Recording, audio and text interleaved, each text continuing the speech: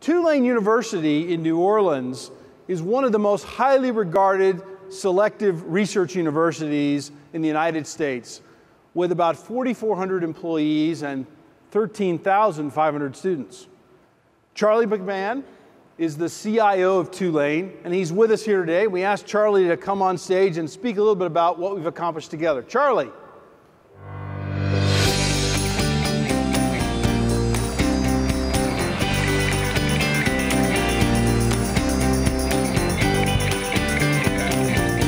Michael. Charlie, great to see you. Thanks for doing this. Great to be here, thanks.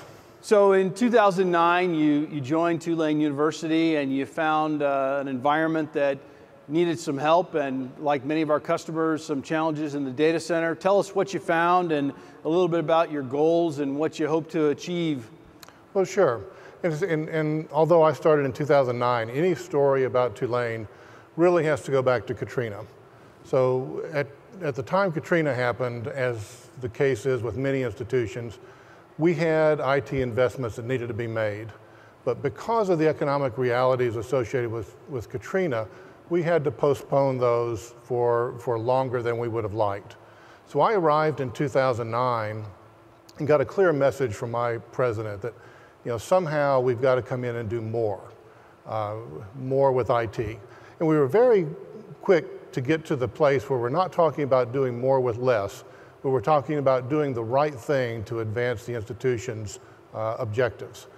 As a concrete example, we had a data center that was almost completely full, no floor space left. We were consuming about 90% of the available power. Mm-hmm. We had 4 different SAN infrastructures that we were supporting for various factions in our campus. So in the vein of doing more, we started consolidating and virtualizing servers.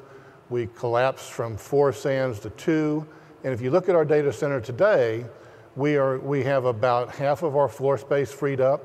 We are running at less than 50% of the available power.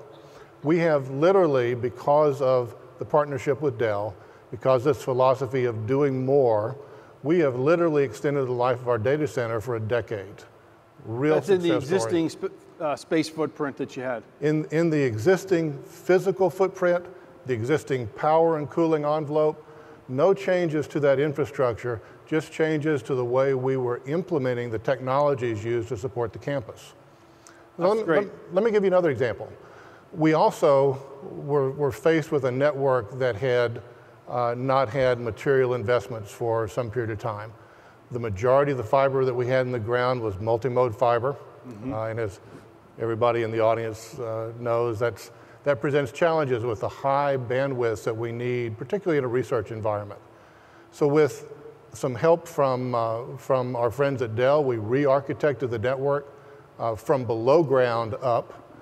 We've replaced all the network's equipment. And it's not simply that we've now have a new modern network that has literally 2 orders of magnitude more bandwidth than we had before, but we've prepared that network for the important things to our business objectives. For example, we are now, because we have this network, are able to implement a cloud-based SIP solution for our telephony. So all of our old PBXs are going to be retired. We are starting an experiment in the spring, to deliver entertainment content over our IP network. So we anticipate by next fall that we can pull the coax out of the dorm rooms and not be limited to just those students in the res halls in our ability to provide entertainment content. We can put it in the palm of their hand, on their desktop, or if they prefer, on their TV set. Fiber to the dorm room. I bet some kids would like that. They would like that, but I'll tell you, what they really like is wireless to the dorm room. And their expectation is that they will be able to consume educational content and entertainment content through our wireless network. And was not possible until we made these additional investments, put this equipment in with the help of Dell network engineers. So what are some of the other solutions that Dell brought to the table, and how were those differentiated from others? Well, so let me back up and start the story to answer that a little bit earlier in my history.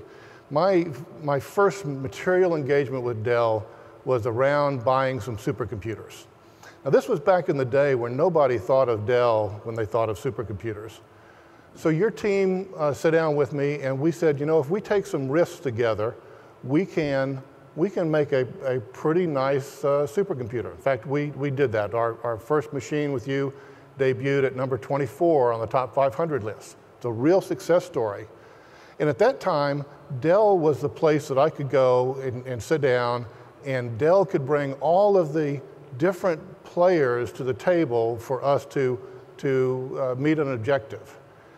As Dell has changed over the years, my relationship with Dell has changed, and now I view Dell as a place not that can simply bring the players to the table to solve my problems, but as a place that has the solutions for my problems.